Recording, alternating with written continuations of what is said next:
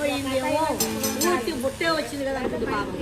బుట్ట వంక గోడగా బుట్టలో బిడ్డ కాళ్ళు చేతులు వాడిస్తుంది.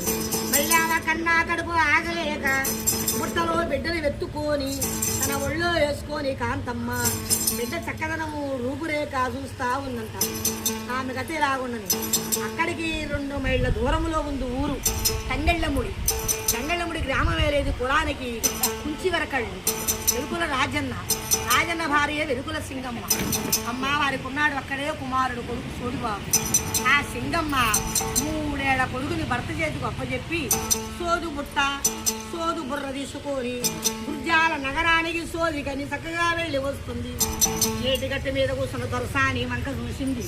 ఇవి 7 వేళ మా కాంతమ్మ గారు ఇక్కడ ఎందుకని కూర్చుందో, ఈ విషారమేందో బాధేమిటో అడిగి వస్తానని ఆ వెనుకల సింగమ్మ కాంతమ్మ గారి వద్దకు వెళ్ళి వచ్చాను.